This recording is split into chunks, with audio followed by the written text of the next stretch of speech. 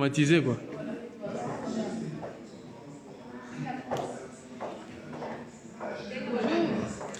Bonjour.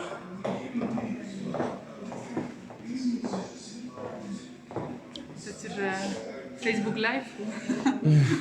Bonjour, moi c'est Élie. Vous laisser un petit temps peut-être après. Oui. On va ici prendre des images. Ouais. Moi je suis la journaliste du Mot Magazine, Élie.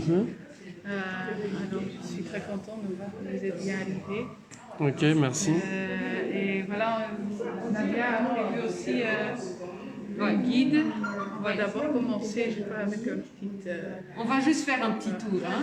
D'accord. On montre certaines choses. Il y a aussi Et puis, voilà, des membres de votre association qui sont déjà arrivés. Tiens.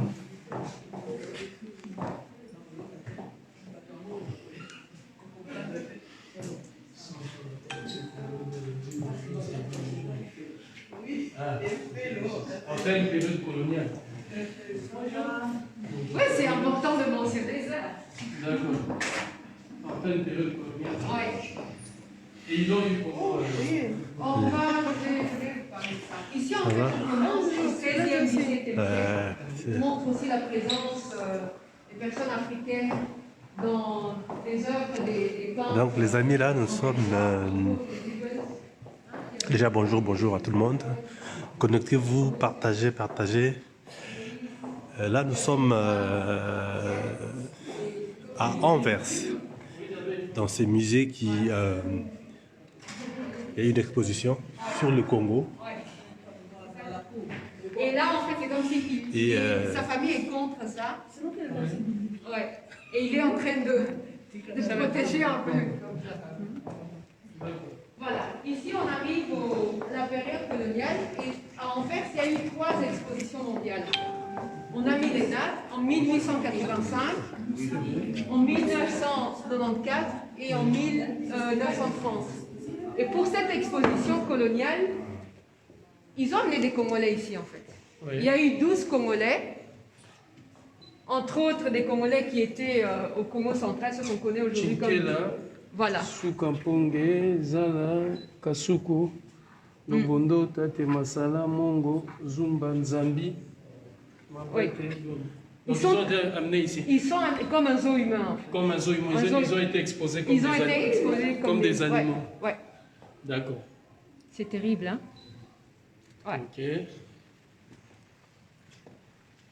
Ils sont arrivés ici, ils sont rentrés. Ils ont même été accueillis au Palais Royal par Léopold II. Oui. Selon les archives. À quel moment? Pendant qu'ils étaient exposés? Non. Donc ils étaient exposés à Anvers. Oui. Et quand ils étaient en Belgique, il y a eu tout un programme en fait. On les a même amenés jusqu'au Palais Royal.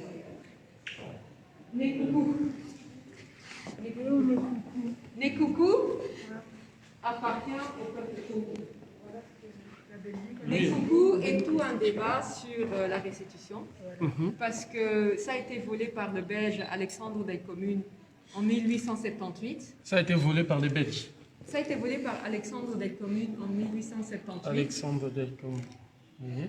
Il a volé ça. C'est arrivé à Anvers en 85. Donc ça se trouvait en fait à l'exposition mondiale d'Anvers en 1885. Ok. Après, en 1912, c'est devenu partie de la collection de Tervuren. Cela en fait appartient à Tervuren, dans la collection de Tervuren. Pourquoi nous avons amené ça ici? Parce que pour nous, en fait, c'est une occasion de parler de l'histoire. En fait, c'était vraiment quelque chose de très puissant pour le peuple congolais. Et c'est une statue qui a été demandée, qui a été redemandée à plusieurs reprises pour la restituer. Et mais ça c'est intéressant, il faut poser aussi la question à Tervuren. Moi, je peux répondre pour la collection d'Anvers. Je vais vous montrer aussi une autre statue, vraiment là où on sait que ça a été volé. Déjà, en fin 19e siècle, le chef du village Kikuku, là où ça appartenait, il avait déjà demandé il avait déjà fait une demande de restitution. On a négligé ça. Mobutu a fait son discours dans les années 70. Aux Nations Unies, il a fait son discours, recours à l'authenticité, demande de restitution. Et puis récemment, en 2016, il y a eu une autre demande de restitution du chef actuel en fait de Kikuku. Voilà. De Kikuku. Voilà. Vous savez, Et pour ils ont un public belge, en fait, c'est important de connaître cette Et histoire. ils ont refusé ça, quoi. C'est intéressant de poser la question, hein, peut-être. Éline. Qui refuse? C'est le roi des Belges? Non, parce que l'Hervure va vous dire peut-être on n'a pas une demande officielle. Mais il y a des demandes officielles. Vous venez dans citer officielle, trois. peut-être, oui. Peut-être officielle pour une personne qui n'est pas officielle pour l'autre personne. Non, je ne sais pas. Parce que ça, Mobutu, président de la République, Sincèrement, je pense qu'il y a des le traces chef de Kikuku, septembre. C'était pendant l'époque. le chef Kikuku, Ouais. chef autorité politique et administrative, donc gardien légitime. Le prochain chef, gardien légitime, c'est ça la demande officielle. Et pourquoi cette demande, quelle demande officielle Je pense quelle que est- d'abord, quand c'était les chefs, ils ont dit qu'il faut passer par l'État. par l'État belge? Non, Et puis Mobutu voilà, l'a ça fait. va. Et Il doit avoir l'a un- fait ouais. au Mais moment Mobutu l'a fait, Mobutu c'est le chef de Mais l'État. ça quand il l'a serait fait en intéressant dans les 73. archives de chercher en fait la demande du il y Zaïre à avait l'époque. une, Ça serait vraiment intéressant. Il a fait Bon. Il avait fait une demande orale. Tu as été Dans témoin le de discours. toute cette histoire-là. Le chef numéro 1 t'a demandé, ils ont refusé. Le chef après a demandé, ils ont refusé. Mobutu a demandé, ils ont refusé.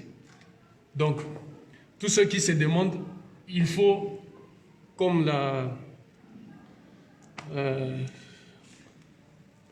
la ministre française de La culture. La culture, de la culture. française.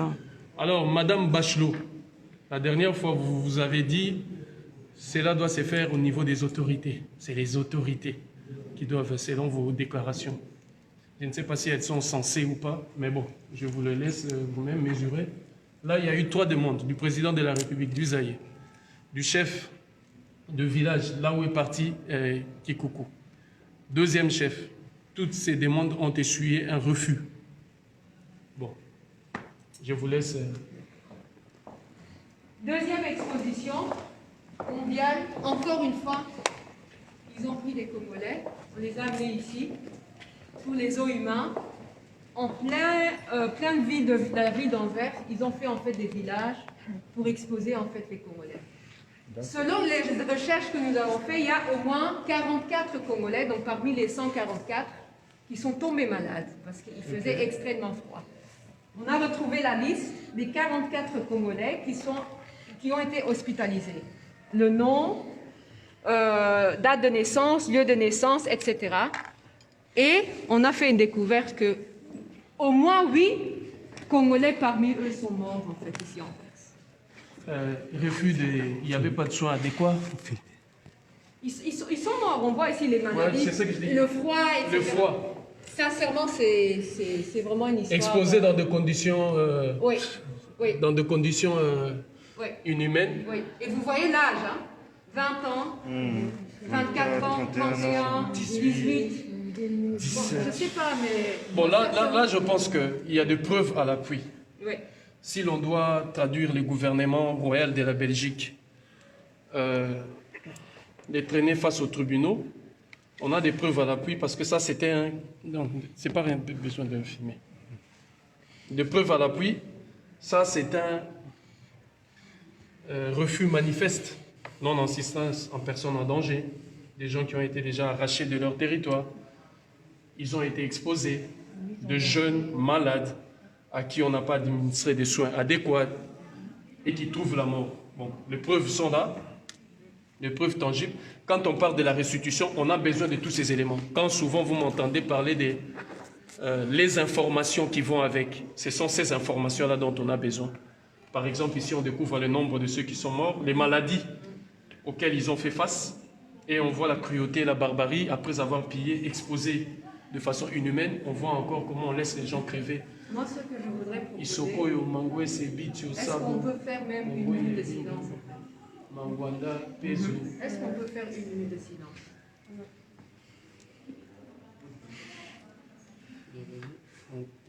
Ok.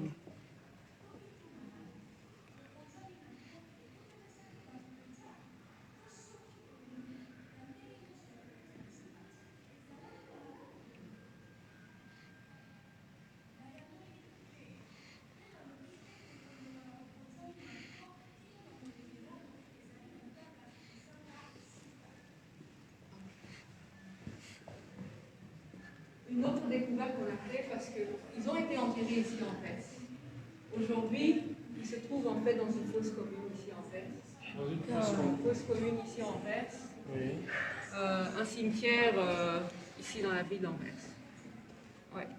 Et donc l'échevine d'Anvers a annoncé la semaine passée qu'elle va entrer en contact avec la communauté congolaise d'Anvers pour essayer en fait d'avoir un lieu de commémoration pour les 8 Congolais qui sont. Non, ils doivent repartir à la maison. On ne va pas les commémorer ici. Ils repartent à la maison. Donc, oui, mais ça serait intéressant si ça doit se faire, parce que c'est vrai que certaines personnes les restituées, c'est pas seulement des objets, mais aussi des humains, hein, les humains qui sont ici. Donc ici, c'est là où ils étaient enterrés. Ici. Et donc maintenant, ils sont... Donc on découvre le crime hein, de jeunes gens qui ont été à l'époque, donc nos ancêtres, mais qui à l'époque étaient jeunes, 20 ans, 21 ans, 22 ans, qui ont été arrachés de leur terre-mère, l'Afrique, et ils ont été exposés ici au bon vouloir et au plaisir de ceux qui ont voulu les voir dans ces conditions, exposés dans des eaux humains. Et on a découvert les maladies auxquelles ils ont été confrontés. Vous avez vu la liste, le nombre de personnes, les morts. Ici, j'ai Bitio, Sabo, Isoko et Mangwese, Mongwene, Binda, Mangwanda, Pezo. Tout ce qu'on peut vous dire, la justice sera faite. Nous sommes venus nous enquérir et nous en tenir vraiment des informations à la source. Mais la justice sera faite. Ne vous inquiétez pas, parce que là, il y a des noms, les maladies. Ça se pose des questions lorsqu'un État des droits de l'homme agit pareil. Et ils ont été enterrés dans des fosses communes. Donc, ce qu'on a vu ici, enterrés dans des fosses communes. Donc, au-delà de nos œuvres d'art, il y a des restes humains qui doivent repartir à la maison. En 1930, il y a une autre exposition. Et là, on va tirer les leçons. Ils ont dit on ne va plus faire des Congolais parce qu'il y a eu des gens. Ici, c'est le début de la collection. Donc en 1920, qu'est-ce qui se passe? La ville d'Anvers va acheter d'un marchand d'art qui s'appelait Henri Farel, va acheter à peu près 1600 œuvres d'art. Lui, en fait, le monsieur, il allait souvent là où il y a les bateaux, il voyait les colons arriver avec des œuvres d'art, et puis il achetait ça, en fait. Et en 1920, c'est la ville d'Anvers qui a acheté de ce monsieur-là 1600 pièces. L'autre partie, l'autre monsieur qui est très important, c'est le ministre des anciennes colonies, en fait. C'était lui, à l'époque, le grand ministre, le chef, en fait. Hein, c'est lui qui gérait la colonie, le Congo belge, à partir de Bruxelles. Il a fait un voyage au Congo en 1920, il a fait tout un tour au Congo, et il est rentré avec 60 œuvres d'art. Et au lieu de donner ces 60 œuvres d'art à Tervuren, il a donné ça en fait à la ville d'Anvers. Et donc c'est à partir de là que la ville d'Anvers a commencé en fait sa collection. Et cette collection a grandi aussi par les œuvres d'art qui rentraient avec les missionnaires. Entre autres les crucifixes. Et ces crucifix-là? Lui par exemple, c'est le chef Bambi Grazia, originaire de l'ancien Angola. C'est un chef du peuple Congo. Et vous savez qu'elle représente ce crucifix-là? En fait, bon, il faut savoir que même avant la colonisation, une certaine élite, c'était déjà, comment dire, était déjà devenu chrétien en fait. Un peu d'élite du peuple Congo. C'est seulement pendant la colonisation qu'il y a eu vraiment l'évangélisation massale en fait.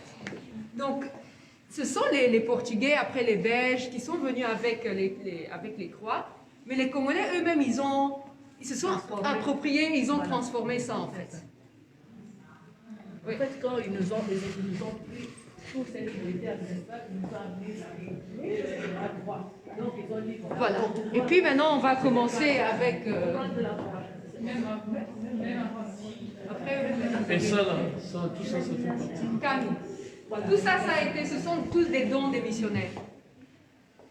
Parce que ce qui est quand même étonnant aussi chez les missionnaires, d'un côté on disait aux Congolais, ben, c'est mauvais, hein, et puis de l'autre côté, en fait, bon, ils avaient ça ici, Et ils donnaient ça au musée, en fait. Donc, mes amis, voilà l'œuvre de la sorcellerie. Ouais. C'est des blancs, ça c'est... Ouais. Ce sont les Congolais qui ont fait ça, en fait. La façon dont ils voyaient ça. Oui. Vous avez pris soin de tout verrouiller parce que j'allais venir. C'était comme ça. Parce que là, je vois tout est verrouillé, tout est... Parce qu'on savait que j'allais venir aujourd'hui. Et ça, c'est Patrick. Par exemple, ça, c'est Patrick. Donc, Patrick, c'est un Congolais artiste de Lubumbashi. Et il a mis sur les vitrines aussi... Ses œuvres. Ouais.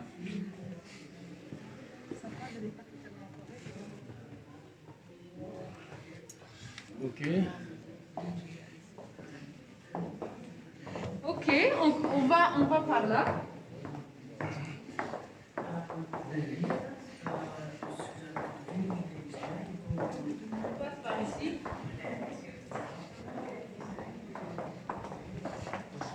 Bon, je n'ai pas encore parlé. Hein. Je vous ai laissé le temps vous-même d'écouter en fait ce qu'il en est. On regarde un peu ça. Là où nous sommes. Voilà.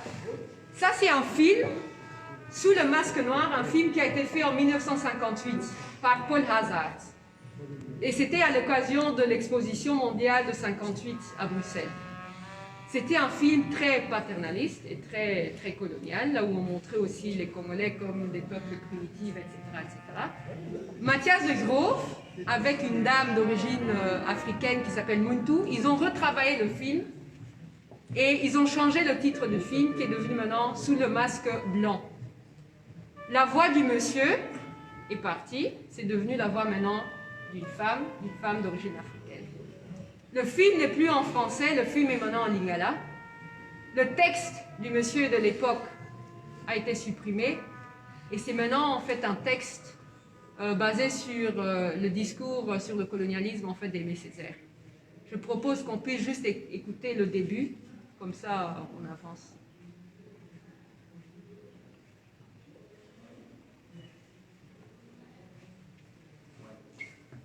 Donc sous le masque blanc.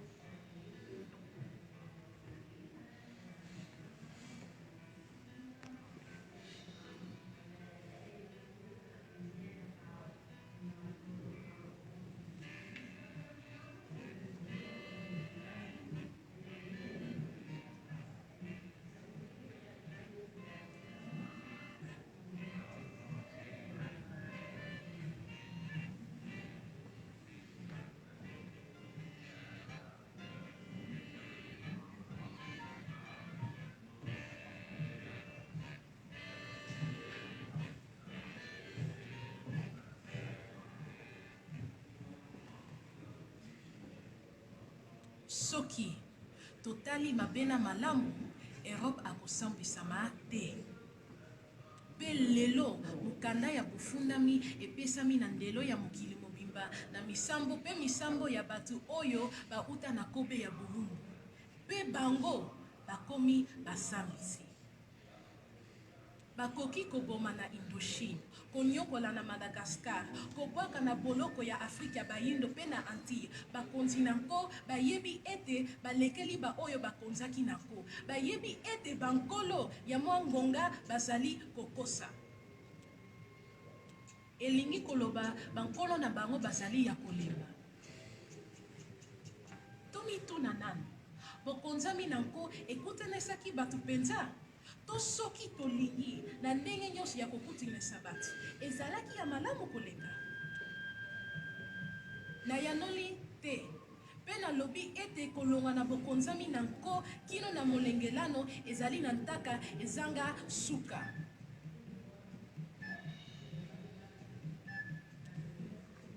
Eloko ya liboso ezali esengeli koyekola ndenge nini bokonzami na nko azali kosala makambo oyo.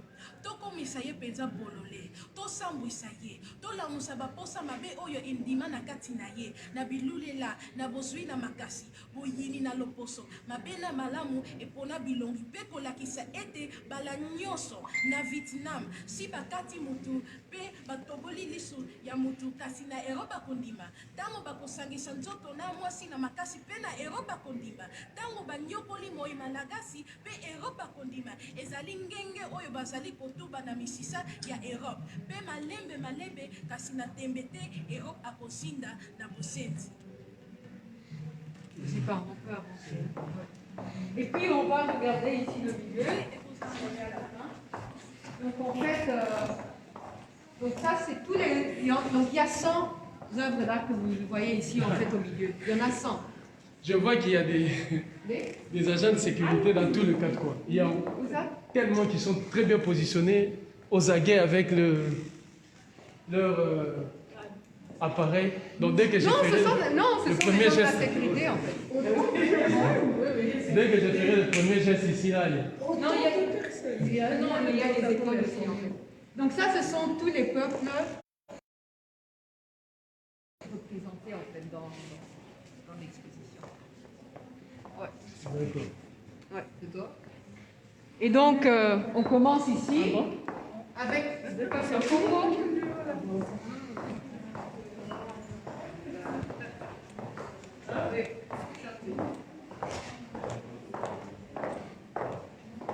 Peuple Congo.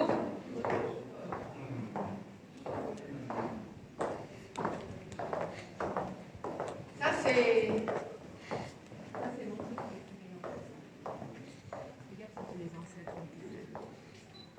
ouais, ça appartient au peuple Congo en fait.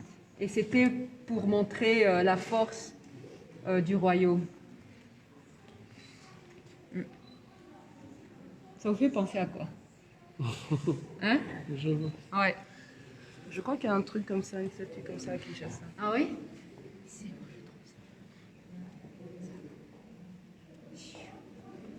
Tout ça, c'est comme ça, c'était fait. Donc,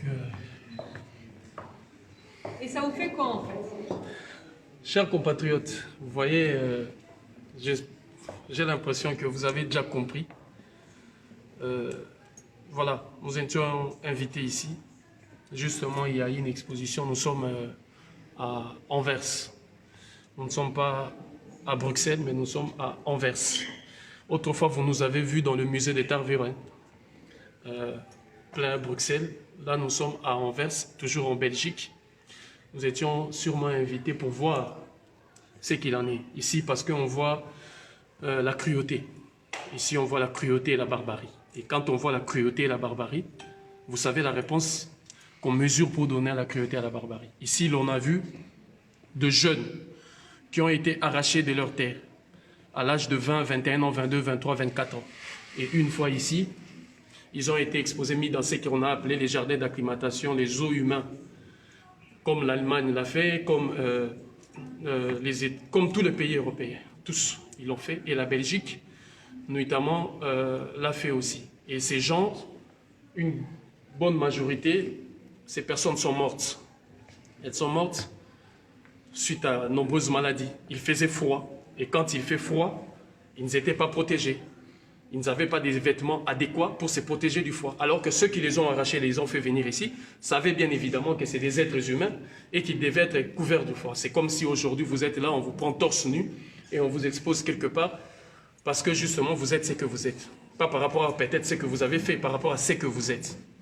Et nous sommes venus, nous sommes en train de voir l'ensemble des pièces qui sont ici. Vous voyez, je suis quadrillé d'une escorte là terrible.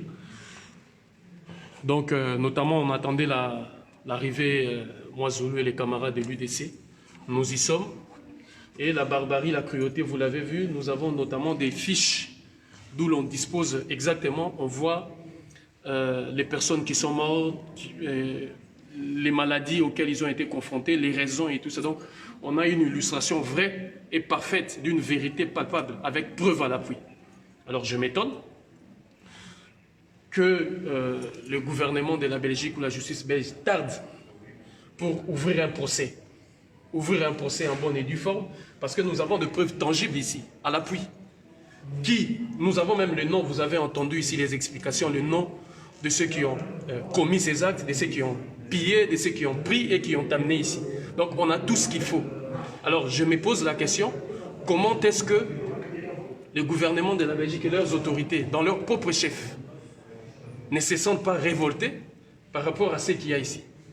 Dans la logique des choses, ils devaient être révoltés et, si l'on veut, s'engager directement dans une voie de la réhabilitation de ceux qui sont ici, la réhabilitation à titre posthume pour leurs enfants, pour leurs... Vous avez vu les Kikoko qu'on nous a montré ici.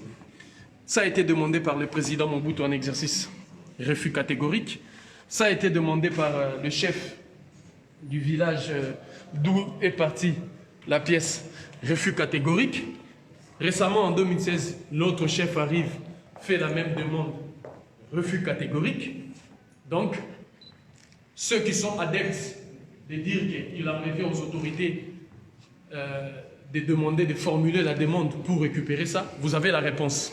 3 demandes au niveau des autorités, refus catégorique. Ce qui démontre quoi? La mauvaise foi manifeste de ceux qui l'ont fait. Ceux qui veulent dire quoi? Ils considèrent ces artefacts ou ces pièces rares, ces entités. Vous voyez bien qu'il n'y a rien que d'art ici. Il y a l'art, mais vous voyez, quand on représente un humain en bonne et due forme avec tout ce qui va d'humain, qu'est-ce que cela représente? Un refus catégorique, mauvaise foi manifeste. Et au-delà de ça, ils considèrent ça comme des trophées, des guerres, des butins de guerre. Alors là où l'adversaire considère ce qui est de votre patrimoine comme butin et trophée de guerre, il faut lui imposer la même logique. Nous ne demandons jamais la permission aux voleurs. Donc restez là, n'obligez toujours pas. Mais nous sommes venus, vous avez vu, la cruauté, la barbarie, comment ça remonte. Les noms sont là. J'ai cité quelques noms de ceux qui sont décédés, les conditions dans lesquelles ils ont été exposés. Normalement, l'autorité numéro 1 de ces pays devait se sentir choquée et bouleversée et engager de voies et moyens pour laver sa mémoire, purger la mémoire de son peuple. Pendant tous ces siècles-là, tous ces cruautés et ces crimes qui ont été commis, il fallait poser des actes comme ça pour démontrer que ce sont des États vrais, des nations qui respectent les valeurs de justice, d'équité, d'égalité et de dignité. Mais comme ils sont réfractaires à ces valeurs-là, on va les aider doucement. Restez là. Ok. Je vais juste vous donner quelques informations. Ça, c'est le peuple Pende. Vous savez que le peuple Pende, dans les années 30, ils se sont vraiment aussi révoltés contre la colonisation. Ça, c'est les masques Yak.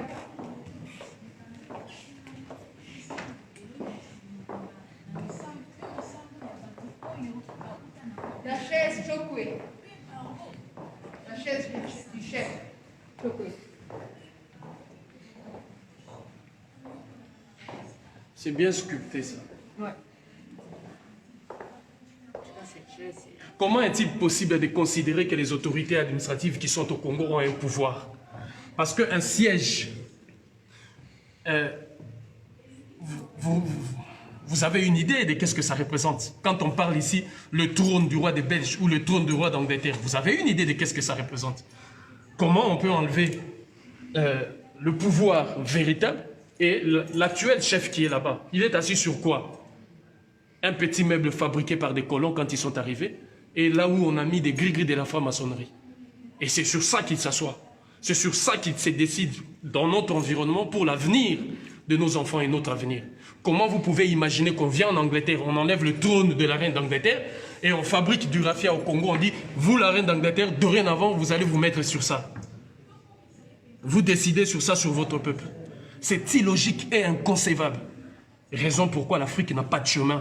L'Afrique ne voit pas clair devant.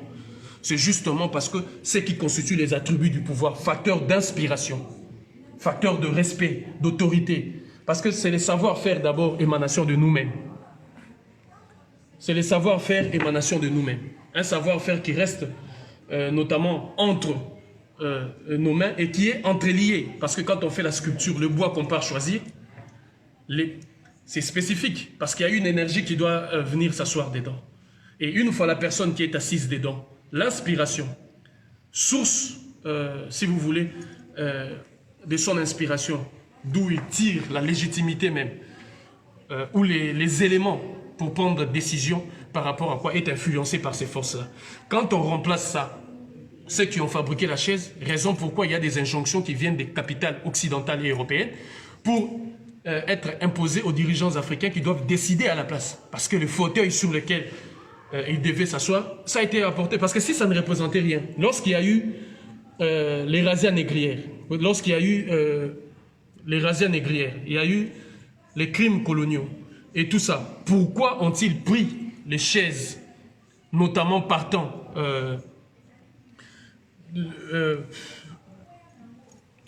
du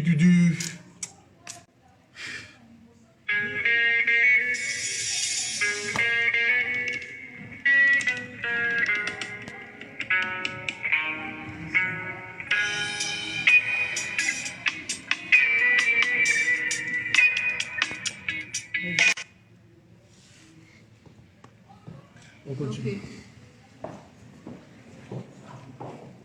Sur elles, on n'a pas besoin d'aller tout le temps sur ça. On parle des trucs. Les deux petites statues en fer du peuple Kuba. Et c'est important de mentionner que dans le monde entier, il y en a 3, selon les recherches, et 2 se trouvent en fait en fer. Comment s'appelle cette statue? Kuba. Et apparemment, ça aurait été fait par le prince à l'époque, et ça date d'à peu près du XVIIe siècle. Donc cette chose ça se trouvait même au Quai Branly il y a quelques mois pour l'exposition. Vous voyez la transaction qui s'est faite, ouais. Les choses qui quittent Quai Branly, qui arrivent à Tervuren qui arrive ici, ça dit c'est ce que j'appelle les réseaux mafieux culturels. Un réseau mafieux culturel qui a été créé, d'où j'ai rappelé autrefois les circuits, comment circulent ces œuvres-là. Et ils ont créé en outre cette espèce de mafia qui fait qu'on continue de faire des achats des œuvres à des prix que l'on dirait dérisoires. On continue lorsqu'il y a l'offre, toujours vous connaissez la suite. On continue d'inciter les gens à les voler, à les piller, parce qu'il y a un circuit mafieux qui a été créé. Vous voyez, l'œuvre qui quitte. L'enfant qui est né là-bas sur ces terres-là, quand est-ce qu'il saura que le prince avait même cette faculté de donner au monde En fer. Ça, là, et on précise que c'est travaillé en fer. Vous voyez, c'est fait en fer. Regardez Comment est-ce que l'enfant qui était là-bas saura un jour que ces princes-là étaient capables de donner des œuvres pareilles? Il y en a 3. Donc, il y en a 3 au monde. Le 3, 2 ici, et l'autre à Tervuren, et au Congo, et en Afrique, et là où il y a le siège de l'Union africaine, soi-disant, en Éthiopie. Ça ne vous intéresse pas? Donc vous voyez la cruauté, la barbarie. Partout où on passe, on voit les couleurs, on voit la couleur rouge, vous voyez les sangs sur ça. Si vous avez les mêmes yeux peut-être qu'on m'a donné, vous aurez vu les sangs sur ça. Vous aurez entendu le cri que j'entends. Vous aurez entendu la douleur de tous ces enfants qui sont en train de crier d'ici et là. Parce qu'on revoit la scène. On revoit comment est-ce que les prévaricateurs, le voleur est arrivé. On entend les cris des enfants. Quand ils disaient « Yamboula, Yamboula », ne touchez pas à ça, n'y allez pas là-bas.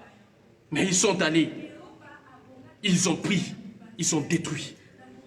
En détruisant ça, regardez l'avenir aujourd'hui. Regardez les déséquilibres de nos sociétés. Regardez les déséquilibres mentaux. Regardez là où nous en sommes. On retire toute humanité à la personne. Non seulement les œuvres d'art, non seulement les minerais, non seulement les animaux, mais aussi les humains. Vous avez la preuve de ceux qui ont été exposés ici dans des jardins d'acclimatation. Voilà la cruauté, avec preuve à l'appui. Alors, ce qui me révolte, comment le gouvernement de la Belgique, un gouvernement d'un État dit démocratique, État de droit, n'est pas capable d'amorcer un processus de la réhabilitation de la vérité historique. Parce que là, vous entendez que l'explication que vous avez ici, vous n'avez jamais eu ça dans des musées. Parce que je pense sûrement on a affaire à une personne dont la fibre humaine, mentale, culturelle, comprend et est attachée à cette richesse et à la dignité humaine. C'est pourquoi c'est comme si nous étions dans un musée de décolonisation, d'où l'on parle des crimes, la provenance, du pourquoi, du comment, c'est qu'on ne voit pas souvent. On vient, on va vous dire telle pièce, c'est on passe. Mais là, vous avez un autre son de cloche. C'est pourquoi on a pris tout ce temps, parce qu'il y a un autre son de cloche dans l'explication, pour que vous compreniez. Parce que notre démarche va aussi dans ce sens-là, de faire de ces musées des musées de décolonisation.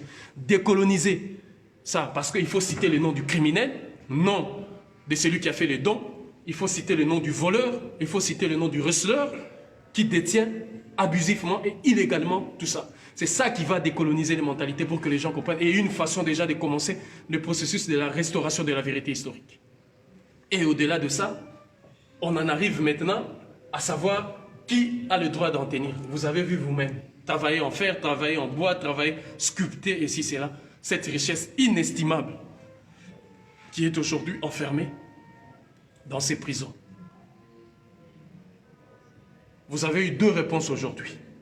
Nous sommes dans une démarche décoloniale en expliquant exactement les origines, les contextes, le pourquoi. Et tout le musée doit suivre ce chemin de changer notamment la présentation de vos œuvres. Vous devez parler des origines, du caractère malsain, du contexte, comment ça s'est passé, l'origine vraie, comment vous l'avez eu, et dites ça aux gens qui viennent visiter vos musées. Ça, c'est la procédure de la décolonisation. Et ensuite, lorsque la vérité historique est rétablie, on achemine vers la restitution de ces œuvres. Nous sommes venus justement parce que c'était une invitation. Comme on dit, nous sommes dans une logique, nous sommes très ouverts. Très ouverts. Et nous essayons de trouver les voies et moyens pour une solution juste et équitable.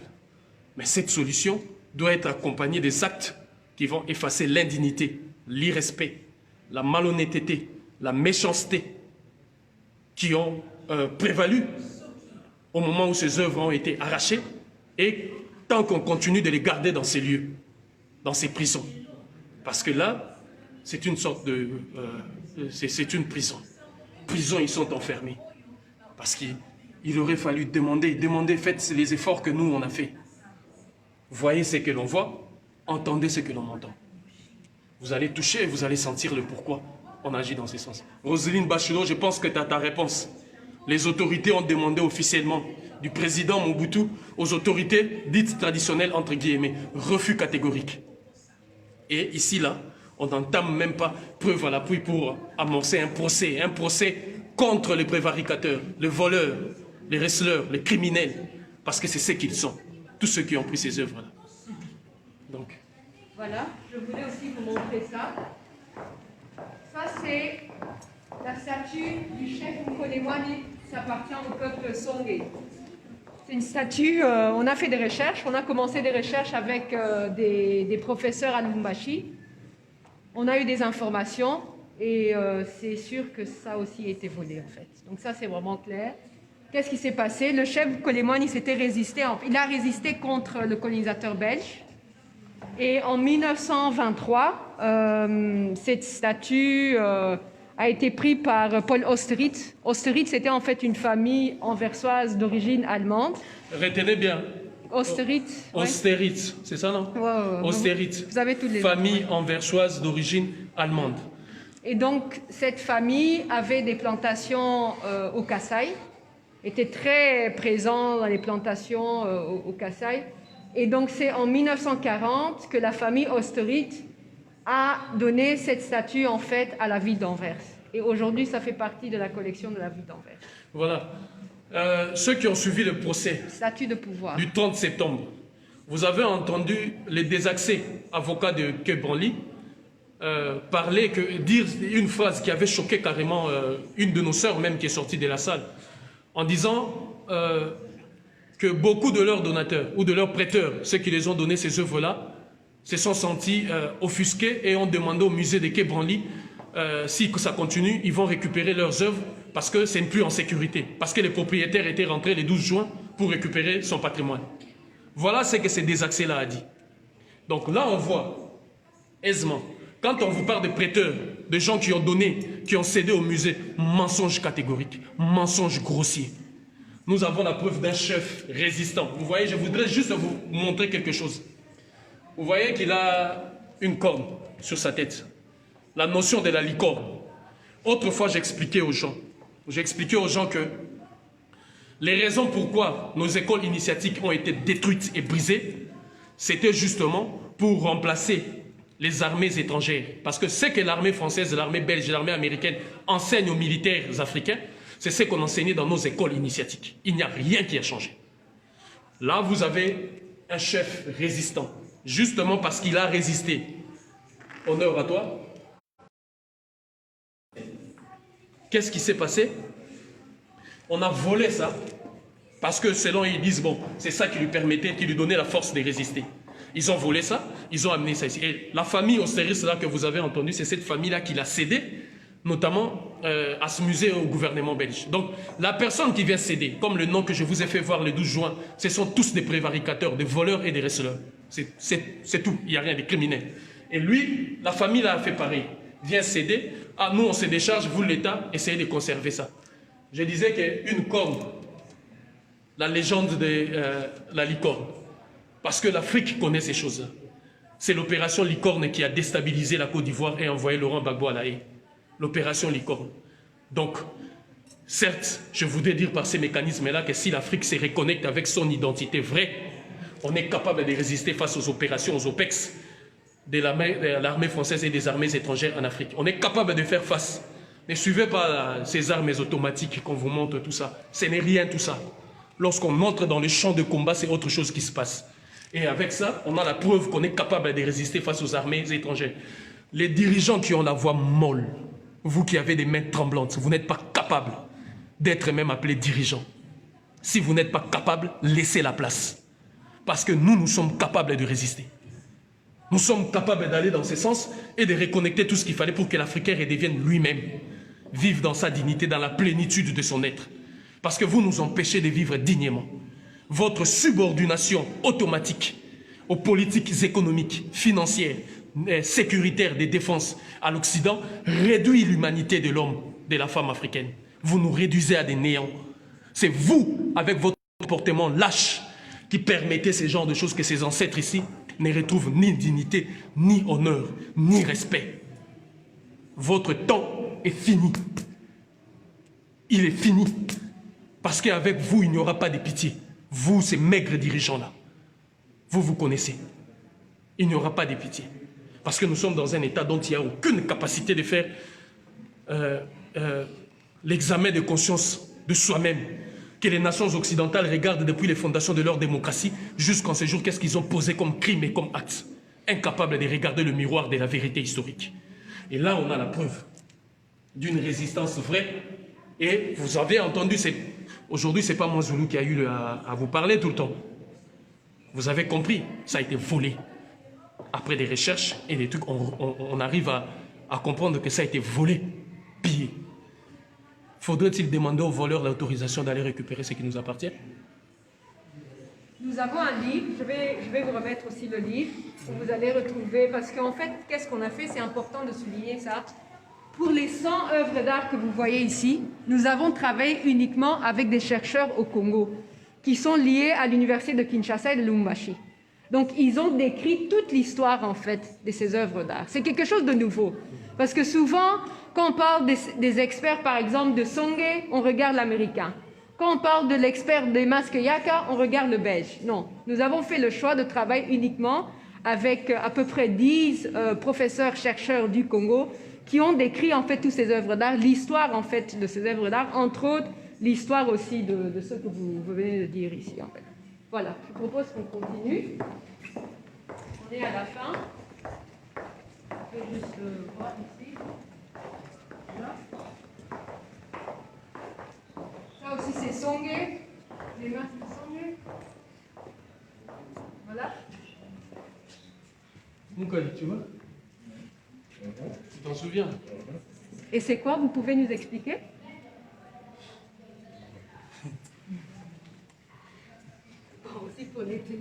En fait, là, souvent, c'est... Quand on voit comme ça, il est à la fois l'initié et il devient le gardien de la porte initiatique. Parce qu'à travers ces traits-là qu'on voit, ces traits-là, ça là, en fait, il y a dans chaque trait un nom, une énergie, une force, une histoire, une divinité. Et lui, en ayant traversé cela, normalement, il atteint la dimension du Maungu. Vous verrez que derrière lui, il a deux visages, il a deux faces. Il atteint la dimension du Maungu. C'est pourquoi il est à la fois homme et femme. C'est-à-dire cette androgynité qui n'a rien à voir avec les caractères des accès de l'orientation sexuelle. mais qui en fait est une dimension, c'est comme si je disais la force et les silences. Je suis dans le principe masculin et féminin. Voilà, quand je dis la force et les silences, je exploite ou je manifeste deux principes. Dans la force, je suis dans le principe féminin. Dans le silence, je suis dans le principe masculin. C'est-à-dire, on demande à l'être de pouvoir s'accomplir à ce niveau-là, de maîtriser à la fois et sa féminité et sa masculinité, parce que c'est dans la dimension féminine que tout être a la capacité d'aller spirituellement très loin et de rentrer en contact avec les divins. Et dans sa dimension qui est notamment masculine, c'est là qu'il y a les silences, où il a la capacité de conserver certaines choses, les non-dits qu'on ne dit pas. Donc, et je peux aller dans ça, il y a voilà, beaucoup de la voix et les divins.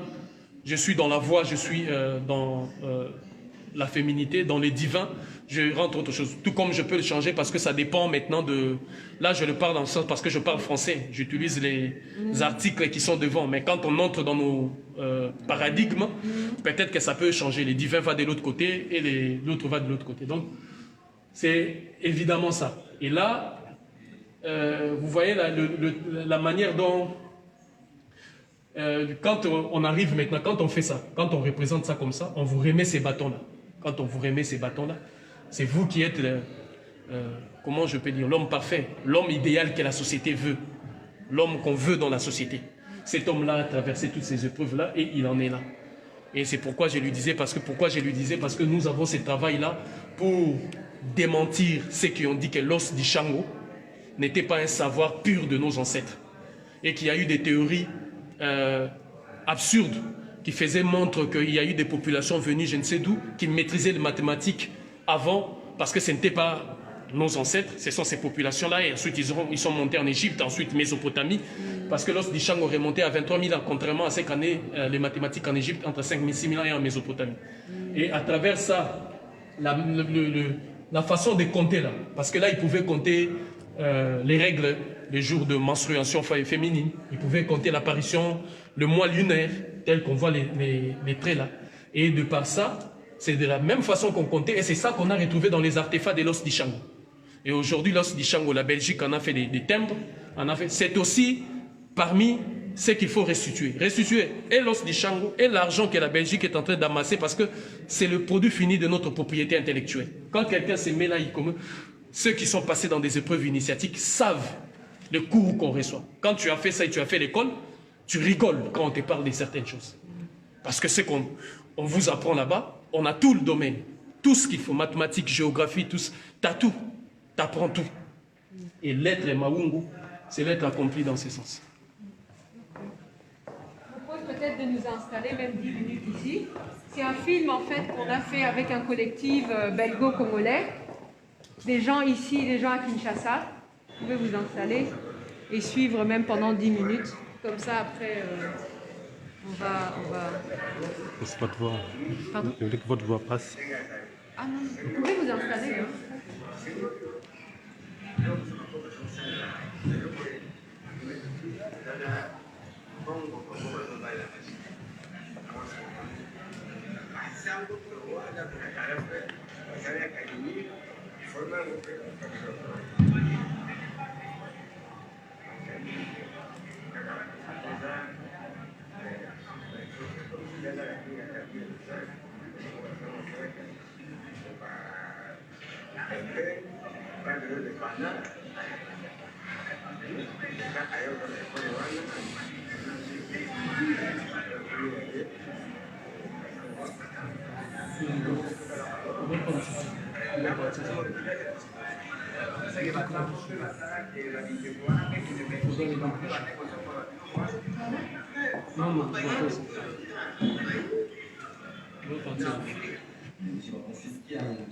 Comment tu vas?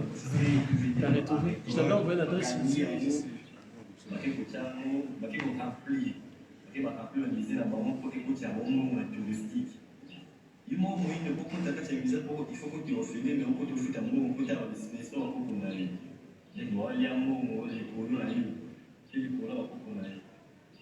Colonisation, processus de néocolonisation, tout le monde a fait son domaine, on peut se mêler. Nous avons un lycée,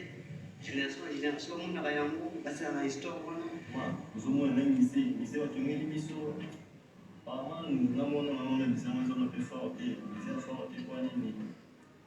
Nous avons un lycée, nous avons fait des chinois, des indiens, des asiatiques. Est-ce que le lycée, vous avez fait un mot est-ce que les indiens, voilà mon été comme ça. Et c'est Félix qui est allé inaugurer ça. Il y avait des gens à la tête de ces pays-là qui sont... Je ne sais pas qu'est-ce qu'il y a dans leur tête.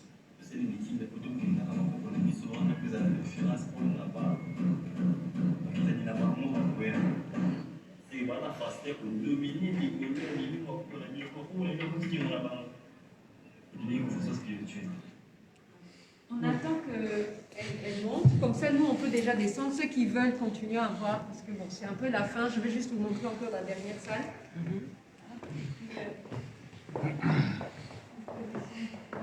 Votre terrain, vous le voulez en bas? Oui, on va. J'ai la même salle de réunion en fait. Puis il y a aussi la guide qui peut donner un peu plus de... Lui, il n'est pas de la sécurité, lui. Ils travaillent tous ici. Non, lui, ça c'est le service des... Si, non, ils travaillent ici. Lui, Ils là. travaillent au musée.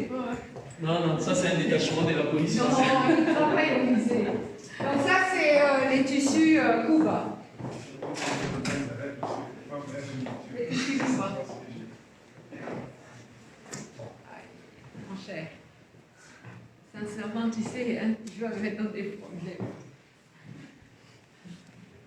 Ça fait combien de temps qu'il est là? Hein? Ça fait combien de temps? Non, ça c'est quelque chose qui a été fait par les mamans que vous voyez là-bas. D'accord. Ouais. C'est récent? Oui, c'est récent. J'ai une collaboration avec les mamans qui sont à Ilebo au Kassai. Elles ont fait ça et c'était aussi, si vous regardez bien, c'était aussi une façon de montrer. Ils avaient leur propre façon de faire ça en fait. Et puis les missionnaires sont arrivés, ils ont voulu contrôler la façon dont ils font ça. Ils font ça. Donc c'est... Moi je trouve ça très beau. Ok. Vous reconnaissez quand même une sorte de propriétaire.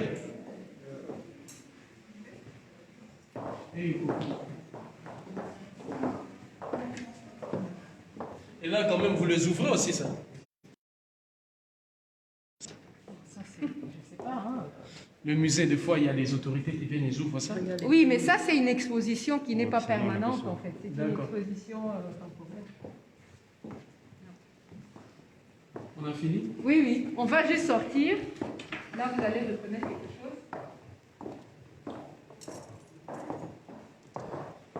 Donc ici, on sort.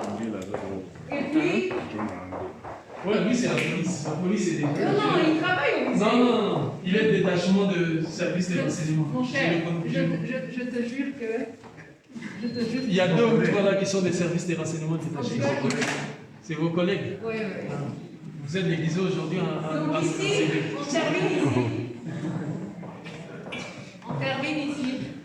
Ah oui, c'est la statue de Lemba.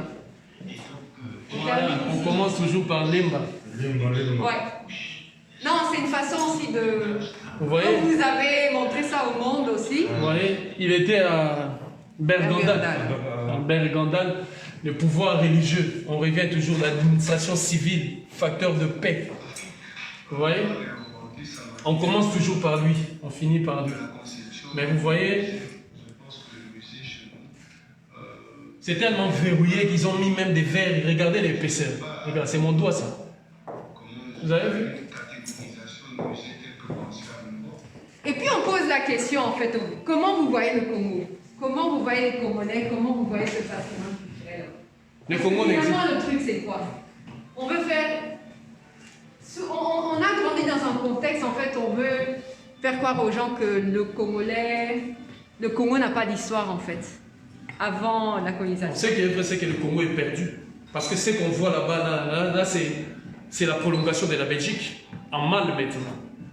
En mal parce que la Belgique veut là-bas voler et piller sans qu'il y ait contrepartie, sans qu'il y ait équilibre sans que même ceux qui commettent ces crimes-là soient poursuivis, comme ceux qui ont commis ces crimes ici. Ils n'ont pas été poursuivis. Tous ceux qui ont commis ces crimes, cette abomination qu'on vient de voir dans cette pièce, ils n'ont pas été poursuivis. Et c'est pareil comme ceux-là qui ne seront pas poursuivis. Pareil pour eux. Donc on installe la petite Belgique, la jungle de la façon en administration, en politique, en économie, une mauvaise façon de gouverner. Le Congo n'existe pas. Et pour que le Congo renaisse, il faut rattacher ses cordons ombilicaux. Il faut revenir sur ses fondamentaux. Il faut répartir sur ses richesses. Vous pouvez nous expliquer un peu L'ordre ici, c'est l'EMBA. Ce qui est important dans ça, c'est souvent les positions qui parlent. Dans chacune de positions, quand on est là dans chapitre de position, chaque position a un message. Chaque position voudrait dire quelque chose. Chaque position a un comportement. Par exemple, là, ces pieds, je vois les valeurs d'humilité. Quelqu'un qui a des pieds comme ça, là, ça reflète les valeurs d'humilité. Donc, à chaque fois que tu rentres dans cet univers-là, c'est l'humilité qu'on te recommande en premier. On voit dans ces positions, parce qu'il parle. Bon, il y a d'autres choses où parfois je... Voilà, parce qu'il faut être... On dit souvent, ce qui s'est fait là-bas, à l'intérieur, reste là-bas. Donc, il y a d'autres choses qu'on ne sort pas, mais ceux qui sont rentrés là-bas comprennent, parce que c'est une attitude qu'il faut avoir pour gérer la cité, pour administrer la société. Et c'était souvent nos élites rentrées par là. Vous voyez aujourd'hui la prétention et l'orgueil des dirigeants africains d'une élite sans caboche qui se précipite vers les capitales occidentales, prendre des injonctions et aller là-bas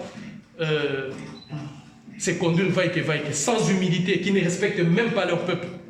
Même quand ils arrivent à fauter ou à commettre des erreurs, jamais ils ne vont s'excuser. Jamais. Mais pas avec eux. Ça, c'est une autre dimension. Et cette école de l'EMBA, on tourne ça, Mambela. C'est ça que la Belgique a combattu. L'école des enfants, des femmes et des hommes léopards.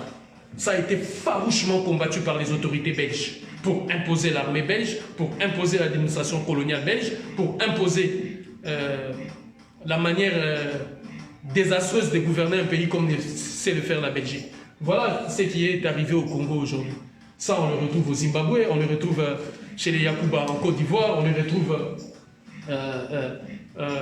au Soudan, on le retrouve au Yémen, quand nous avons habité la terre des Sina, c'est-à-dire la richesse, la terre riche ou la terre, la source de nos origines. Tout ça là, on le retrouve vers là-bas. Maintenant, on a perdu ça, on a perdu toutes ces valeurs-là. Un dirigeant qui avait ça savait quel comportement il faut avoir devant le sien et devant les autres. Mais aujourd'hui, qui sont ces dirigeants? Il n'y a pas de dirigeants. Un petit fonctionnaire qu'on va appeler ici à Bruxelles, à Paris, à Washington, et qu'on lui dira, toi tu vas faire ça, ça, ça, ça. Ta parcelle du pouvoir, c'est ici. Là, tu ne progresses pas. Et c'est ça que nous décrivons. Moi, ce que je ne comprends pas, on a invité l'ambassadeur, il n'est pas venu. Comment vous expliquez ça, en fait? Hein? Vous lui cherchez des problèmes. S'il vient, oui. S'il vient là, il vient vers vous. Après, on va l'appeler, qu'est-ce que tu es allé faire là-bas? Parce qu'un ambassadeur, quand il vient ici, il va voir ce qu'il y a ici. Normalement, en tant qu'autorité, sa première question doit être quoi? Qu'est-ce que ça fait ici? Ça doit repartir à la maison. Comme il n'a ni le courage, ni même la pensée d'aller dans ce sens, il doit attendre à ce que les injonctions viennent de là-haut. Qu'on lui dise, vas-y maintenant, tu vas faire semblant par rapport à l'image, on va filmer, on va faire ceci. Mais de son propre chef, comme vous l'avez invité, comme nous sommes des hommes et des femmes libres, nous sommes venus. Vous nous avez invités, nous sommes venus. Mais l'ambassadeur ne viendra pas. Vous pouvez même prendre le président qui vient ici, qui est là, vous l'invitez, il ne viendra pas. Mais en refusant en fait l'invitation, c'est comme si ça n'intéresse pas en fait l'État congolais. Ben c'est ce que je suis en train de vous dire. Là où il n'y a pas d'intérêt, c'est parce que la Belgique a posé ses limites. Si tu ouvres la boîte de Pandore de ça, ce sont les restes qu'on a vus là-bas de nos ancêtres qui doivent répartir. Si ces restes-là réapparaissent et répartent, qu'est-ce qu'on voit après? C'est la cruauté, la barbarie qu'on dévoile là. La Belgique doit faire face à ça. Est-elle prête à faire face à ça? C'est toutes ces questions qui se posent.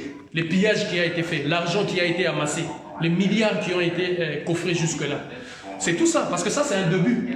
Pourquoi les nations occidentales refusent catégoriquement de restituer ça? C'est simple à comprendre. Parce que si on ouvre la boîte des Pandore, vous verrez, les sociétés vont bouger ici. Les rapports de force. Les rapports de force vont changer. Parce qu'on commence par les termes culturels, on entrera sur le plan économique, on entrera sur le plan politique, sur le plan même diplomatique. Et les priorités de nos États vont changer. Parce que ce qu'on a mis à ces pays africains-là, ce n'est pas nos priorités. Vous allez dans une université quelconque. On vous dit les management priorité. On vous dit telle filiale, communication priorité. Pourquoi? Parce que les firmes occidentales et européennes ont ça comme priorité. Il faut ça pour que leurs entreprises tournent. Mais ce n'est pas les besoins économiques locaux. Les besoins économiques locaux sont mis de côté. Déjà dans les universités, ces filiales-là, vous ne le verrez jamais. On n'en parle pas. C'est comme ça. Vous ne verrez jamais l'ambassadeur parler de ça. Il vous dira, bon, écoutez, nous sommes en train de réfléchir pour voir par quels moyens. Mais il ne viendra jamais sur ces terrains. Or, c'est ici qu'on les attend. Pourquoi? Parce qu'ils refusent de redevenir eux-mêmes. Ils refusent d'être eux-mêmes. Tout ce qu'ils veulent, c'est la subordination. C'est de continuer à servir le maître. Et c'est ça. Donc, c'est le travail qu'il y a derrière tout ça. Ce travail-là, c'est pourquoi ils refusent. Et nous, on devient leurs ennemis. Tiens, bon, on va remonter après. Oui, on fait d'abord l'interview, je pense. Ok. Oui. Ok. Et tous, ils sont en panique. Hein. Ils sont en train de trembler. Ils disent, bon, là, comme il est venu comme ça, avec la grande équipe, donc ça va barder ici. Est-ce que vous allez faire un mot de conclusion ici ou pas? Non? Ouais. Je sais pas. Peut-être que c'est quand même intéressant de faire juste un petit mot. Ben, chers compatriotes, vous avez suivi avec nous tout ce qu'il y a. Vous avez suivi avec nous exactement.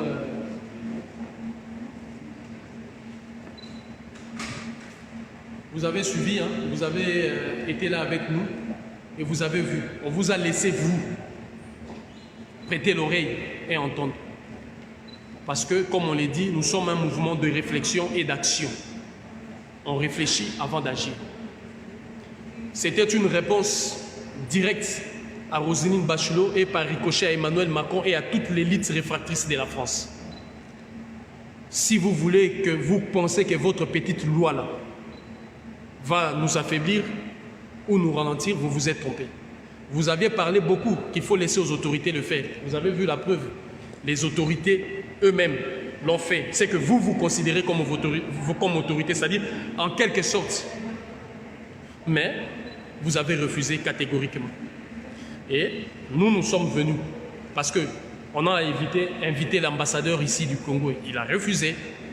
Les autorités ont demandé, vous avez refusé de restituer. Donc, ça démontre que la légitimité maintenant, c'est entre nos mains et le peuple d'Afrique et le peuple de l'Occident. Parce que c'est une perche que nous vous tendons pour purger vos mémoires de tous ces siècles d'ignominie et de mensonges.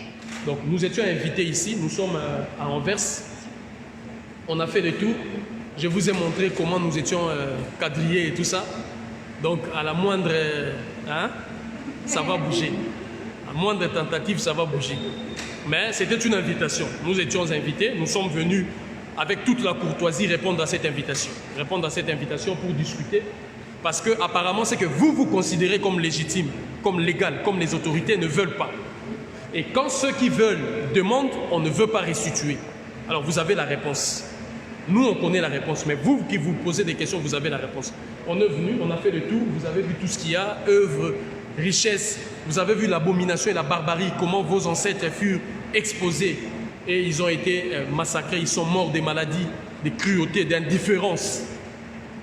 Vous avez vu et je vous ai laissé, vous avez entendu, parce que là, nous étions à peu près dans une démarche de la décolonisation.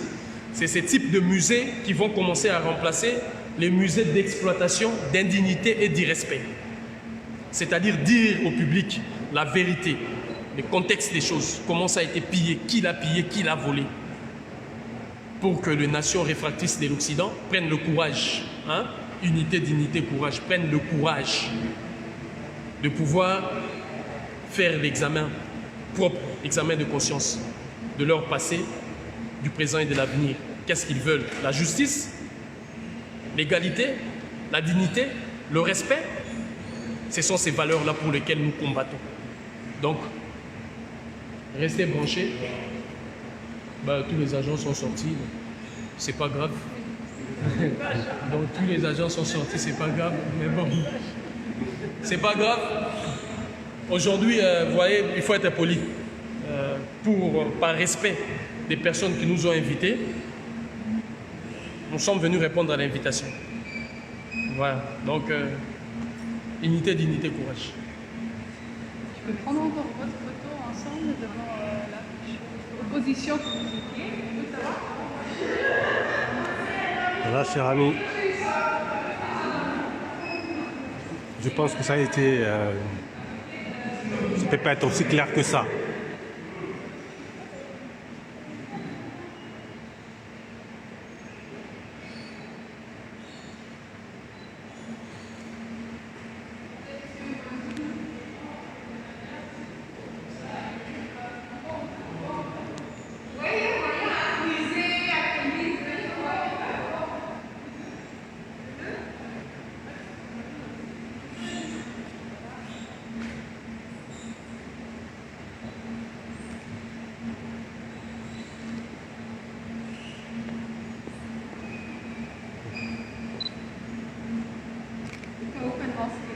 Ja, voilà.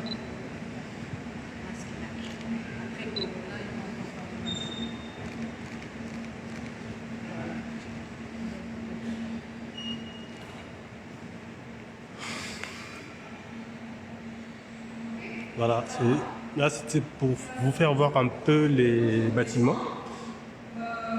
et vous faire voir les alentours. Anvers.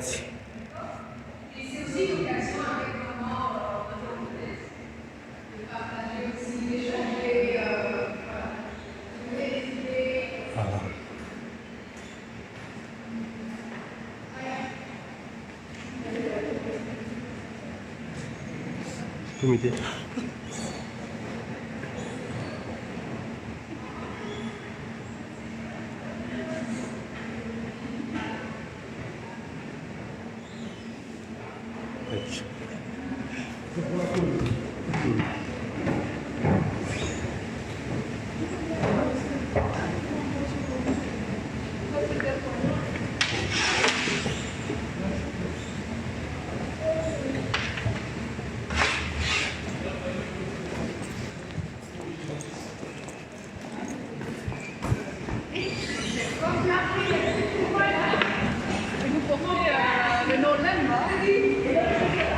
Parce que je suis juste issu de cette école. Et quand on arrive à réussir ces épreuves, on est calme. C'est ce qui fait que je peux prendre la position de ces statuettes-là. Tu vois ces statuettes-là.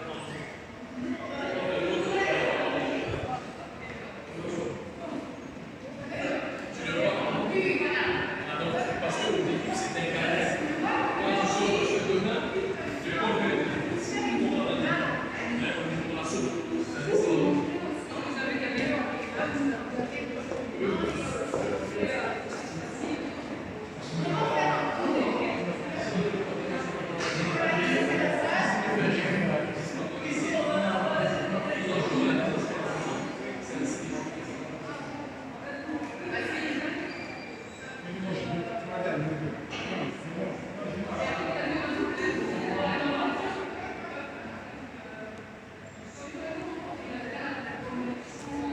Vous pouvez vous mettre là-bas, on va vous amener la décoration. Comme ça, nous, on va. D'habitude, on va faire ça là-bas, en fait. J'ai aussi prévu l'ordinateur parce que vous avez un truc, non? Oui, oui. Mon ordi, là, il est où? C'est à 14h? C'est à 14h.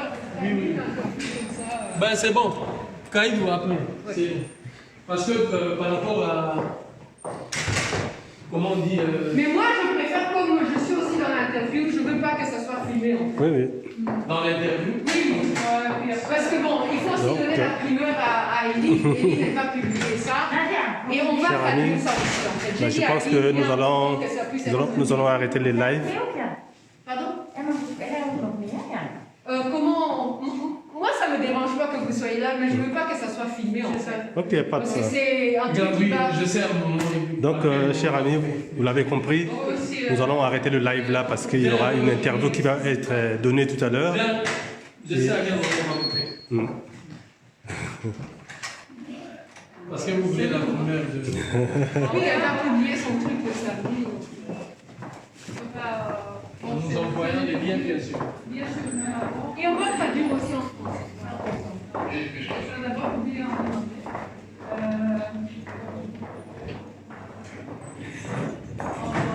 Et vendredi, je peux donner, envoyer, voilà, ça c'est le cours. Donc,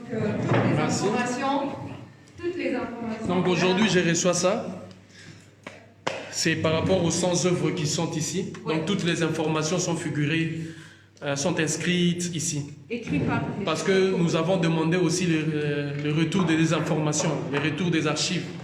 Et ici, justement, on a les informations et les archives qui sont ici. Comme ça, on sait où et quand, d'où se trouve notre patrimoine.